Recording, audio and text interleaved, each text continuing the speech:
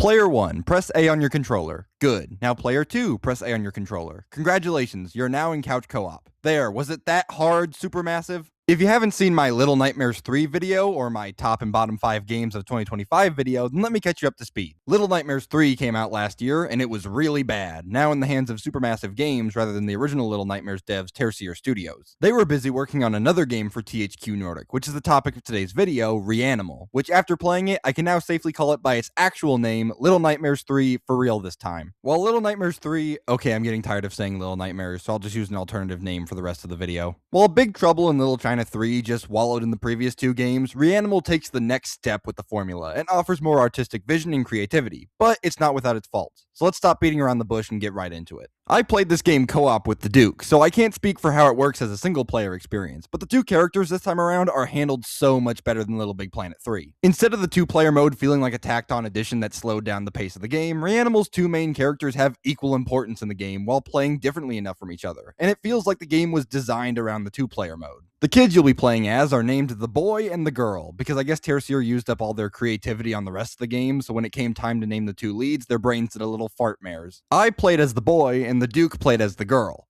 Or so we thought. The first few issues I want to bring up are bugs, which means they could technically be patched in the future, but the game would sometimes randomly swap which character we were playing as. At first, we thought this might have been intentional, like they designed it to swap who was playing who as a way to give both players a chance to experience both characters' playstyle. That was until it swapped us in the middle of a stealth section, and trust me, you want to know who's controlling who when you're hiding from something that wants to rip you into little piece mares. We also had an issue with the game's pop-in being slow, which at one point soft-locked us by not spawning the floor for an area we were entering, causing us to fall infinitely. The environments and set pieces are really where the game shines the most, especially with it being a seamlessly connected journey again, making for great world building. The art direction is beautifully terrifying, and the story hits you with some shocking developments, especially near the end. But what about the issue that everyone's been talking about when it comes to this game? Its length. Because yeah, it's a little short, mares. This game took us around 4 hours to beat, which for $40 I could definitely see people feeling ripped off if they aren't already Fleetwood Mac fans. Man, I'm really reaching with that one. Or big horror fans. I also feel like there are certain areas where the game could have benefited from an increased length. It constantly feels like the game is eagerly pushing us along to the next set piece and doesn't allow for its sections to breathe. It'll go, here's a talking pig, now let's continue, and I'm like, wait, what? No, you can't just introduce something like that and then move on a few minutes later. I want to know more about the talking pig. And the game suffers from a lot of the same problems that the studio's previous games have, like the unfair chase scenes that means you'll have to die at least once before continuing because it expects you to nail it the first time without knowing where to go. Especially for the chases where you have to run towards the camera, because I guess we've learned nothing from Crash Bandicoot. Camera angles can be incredibly awkward at times, leading to misaligned jumps, which is even more frustrating due to the multiplayer, because maybe Duke perfectly made a jump, but it seems that I was a bit too far to the right, and now we both have to wait through a loading screen. Something new this game adds that Tertier have never done before is voice acting. That's right, your characters now have vocal cords, though the game doesn't really utilize it that much. Characters only talk in cutscenes, not during actual gameplay, which comes off as odd. Like you're telling me they don't have anything to say about this? They should have gone all in on the dialogue or just not had it, because as it stands, it's just weird, and you could honestly cut all the dialogue and the story would still make about as much sense. Reanimal is truly a great return for Tertier Studios, and is up there in terms of quality with their other games, but its few gameplay issues, some bugs, and higher price point for a runtime that really feels like it could have used some expanding,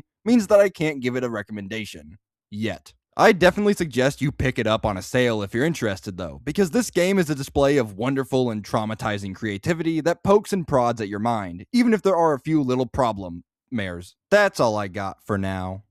The next review should be good luck, have fun, don't die. So if you're interested in that, then be sure to like, subscribe, share with your friends, and hit that bell icon to be notified for whenever I make a new video. And if you've played Reanimal, then let me know what you thought of it in the comments. Okay. That's it. Bye.